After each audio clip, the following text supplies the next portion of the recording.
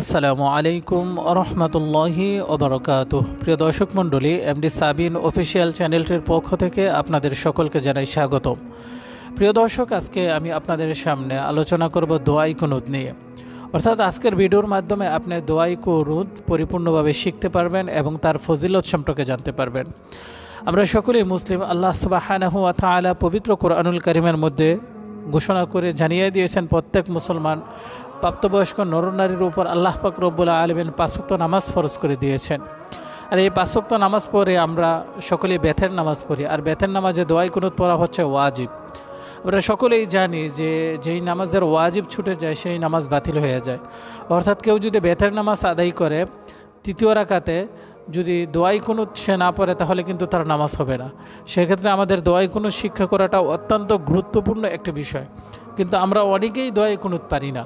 তো যারা পারেন না তাদের জন্য আজকের এই ভিডিওটি, তারা যদি ধৈর্য ধরে এই ভিডিওটি দেখেন দোয়াই কুনুত পড়ার ফজিলত জানতে পারবেন এবং অল্পতে এই ভিডিওর মাধ্যমে সহি শুদ্ধভাবে সুন্দরভাবে দোয়াই কুনুত মুখস্থ করতে পারবেন। আপনি যদি ধৈর্য ধরে আমার ভিডিওর সাথে সাথে নিজে নিজে পড়েন এবং শব্দগুলো লিখে রাখেন, তাহলে আশা করা যায় এই ভিডিওর মাধ্যমে আপনি অতি দ্রুত দোয়াই কুনুত আপনি মুখস্থ করতে পারবেন। মোহতারাম হাজিরিন, দোয়াই কুনুত সম্পর্কে হাদিসে রাসূল পাক সাল্লাল্লাহু আলাইহি ওয়াসাল্লাম কি বলে আমরা শুনে আসি। হযরত আব্দুল্লাহ ইবনে আব্বাস রাদিয়াল্লাহু তাআলা আনহু হতে বর্ণিত, তিনি বলেন, আমি এক রাত রাসূল সাল্লাল্লাহু আলাইহি ওয়াসাল্লামের সাথে ছিলাম। তিনি শয্যা ত্যাগ করলেন এবং 2 রাকাত নামাজ পড়লেন। এরপর উঠে বিথির পড়লেন। প্রথম রাকাতে ফাতিহার পর সূরা আলা পাঠ করলেন। এরপর রুকু সেজদা করলেন। দ্বিতীয় রাকাতে সূরা ফাতিহা ও কাফিরুন পাঠ করলেন এবং রুকু সেজদা করলেন।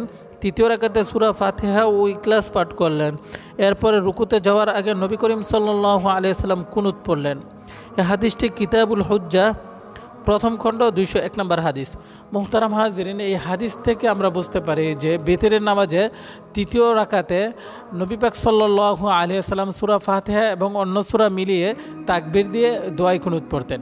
অতএব আমাদের প্রত্যেকের এই দোয়াই কুনুত সম্পর্কে জ্ঞান অর্জন করতে হবে এবং দোয়াই কুনুত শিখতে হবে। মুহতারাম হাজিরিন, বলুন আমরা সকলেই দোয়াই কুনুতরা আরবি সুন্দর করে শিখে আসি।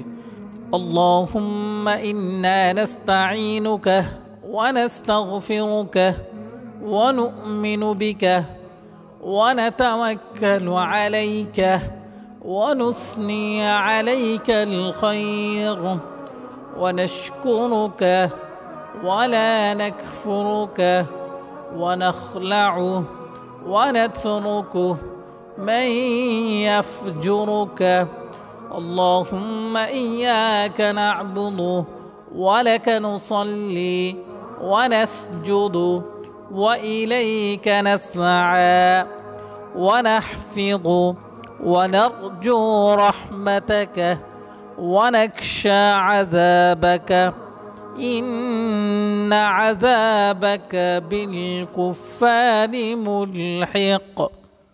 দোয়াই কুনুতের অর্থ: হে আল্লাহ, আমরা তোমারই সাহায্য চাই, তোমারই নিকট ক্ষমা চাই, তোমারই প্রতি ঈমান রাখি, তোমার উপর ভরসা করি এবং সকল মঙ্গল তোমার দিকে ন্যস্ত করি।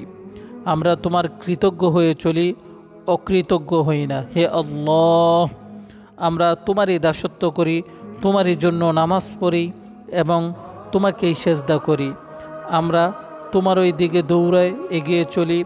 আমরা তোমারই রহমতের আশা করি এবং তোমার আযাবকে ভয় করি, আর তোমার আযাব তো কাফেরদের জন্য নির্ধারিত। আল্লাহ সুবহানাহু ওয়া তাআলা আমাদের সকলকে দোয়াই কুনুত শিক্ষা করার তৌফিক দান করুক। মুহতারাম হাজিরিন, যারা কষ্ট করে ভিডিওটি দেখলেন সকলেই কমেন্ট বক্সে আমিন লিখে যাবেন। জানি না কার দোয়া আল্লাহ সুবহানাহু ওয়া তাআলা কবুল করে নেয়, এবং বারবার আপনি যদি আমার এই ভিডিওটা দেখেন সহি শুদ্ধভাবে দোয়াই কুনুত শিখতে পারবেন। আশা করি এই ভিডিওর মাধ্যমে আপনাদের উপকার হয়েছে। আসসালামু আলাইকুম ওয়া রাহমাতুল্লাহি ওয়া বারাকাতুহু।